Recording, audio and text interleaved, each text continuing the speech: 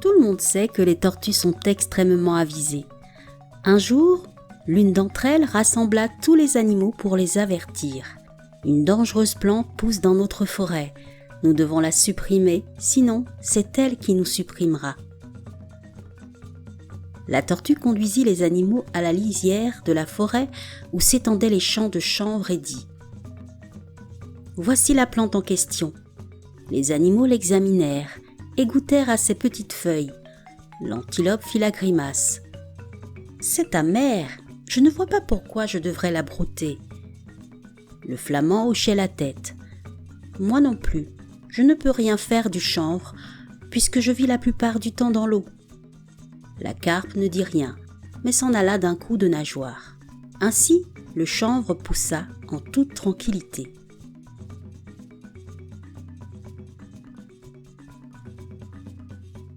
Un jour, les hommes vinrent, l'arrachèrent et en tressèrent des cordes. Ils les prirent pour bander leur arc. Ensuite, ils taillèrent des flèches dans l'écorce de palmier et allèrent chasser les oiseaux. Arrivés au bord de l'eau, ils lancèrent leurs flèches contre une bande de flamands. Les oiseaux s'envolèrent, mais l'un d'entre eux resta sur la rive, mortellement blessé. La tortue s'approcha de lui.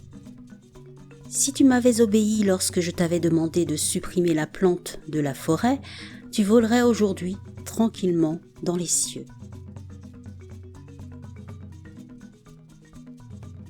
Le flamand supplia.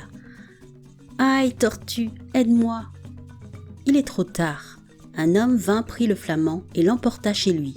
Ensuite, les hommes prirent une canne et y attachèrent une corde avec un crochet au bout. Ils plongèrent l'hameçon dans l'eau et en très peu de temps, une carpe s'agita au bout de la corde. La tortue s'approcha d'elle à la nage.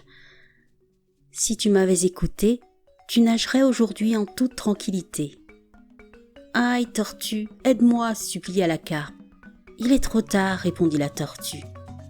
Un homme tira sur la canne et sortit la carpe de l'eau.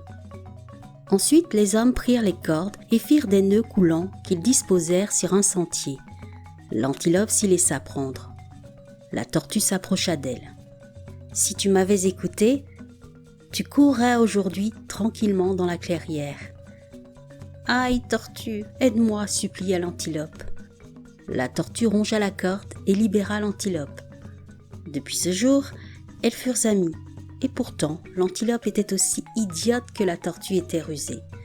Certes, elle admirait son amie pour son intelligence, mais se disait, dans son fort intérieur, « Son intelligence ne lui sert à rien, puisqu'elle est lente. Elle ne peut attraper personne, pas plus qu'elle ne peut fuir ses ennemis. » Un jour, la tortue défia l'antilope. « Tu me crois lente, mais je peux te battre à la course quand cela me plaît. »« Je voudrais voir cela » riait l'antilope. « Alors regarde bien, nous allons courir jusqu'au sommet de cette colline et on verra bien laquelle d'entre nous y arrivera la première. » Juste avant la course, la tortue mordit la queue de l'antilope et s'y suspendit. L'antilope courut jusqu'au sommet de la colline et se retourna pour voir peiner la tortue.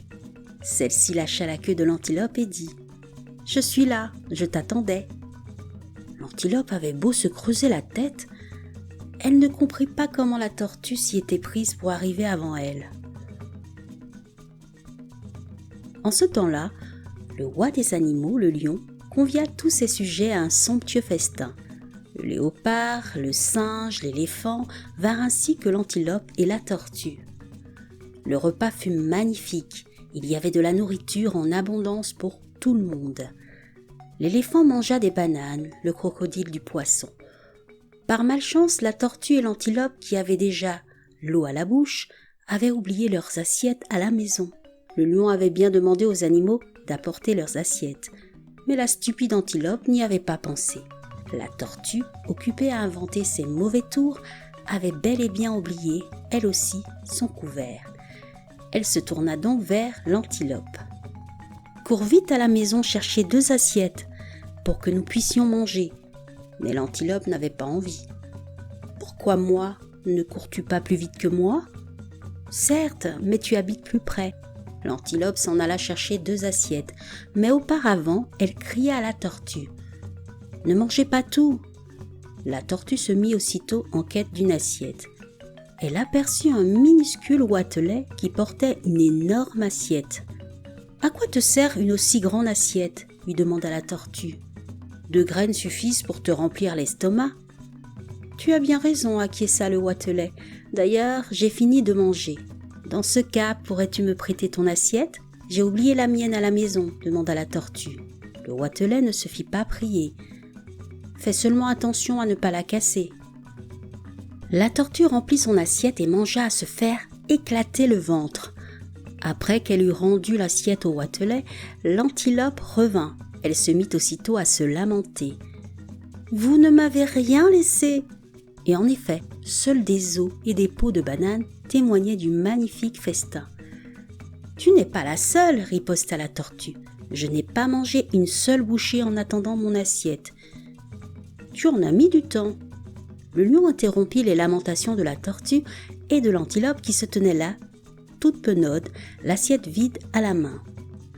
« Vous avez tous bien mangé et vous avez pris des forces. Je vous donnerai l'occasion d'en faire une brillante démonstration. Nous allons tous lutter les uns avec les autres. Les vaincus deviendront les serviteurs d'un vainqueur et le plus fort d'entre nous sera le roi. L'éléphant arbitrera les combats. » L'idée du lion était bonne. Il avait beau être très courageux et puissant, l'éléphant était tout de même plus fort que lui. En tant qu'arbitre, cependant, il ne pouvait pas prendre part à la compétition. Le lion ouvrit les hostilités en rugissant et bondit sur l'antilope. Celle-ci s'écarta et s'enfuit à toutes jambes. Voyant qu'il n'arriverait pas à l'attraper, le lion se tourna contre la tortue qui se tenait juste à côté. Malheureusement, il ne pouvait rien contre sa dure carapace. Il essaya donc de la retourner sur le dos avec sa patte, mais la tortue le mordit et rentra la tête dans sa carapace, tenant la patte du lion bien serrée dans ses mâchoires. Le lion rugit de douleur, mais la tortue tint bon. L'éléphant dut la déclarer vainqueur de la compétition. Le lion s'en alla, vexé et humilié. La tortue devint la reine des animaux. Lorsque l'antilope revint sur ses pas, la tortue lui dit « Je t'ai sauvé la vie une seconde fois. Si je n'avais pas tenu la patte du lion, il aurait bien fini par t'attraper. » L'antilope la remercia avec effusion. La tortue ne resta pas longtemps au pouvoir. Les animaux oublièrent rapidement qu'elle avait vaincu le lion, et celui-ci récupéra petit à petit tout son prestige. Au demeurant, la tortue se moquait éperdument de sa nouvelle fonction. Elle était trop intelligente pour être une reine.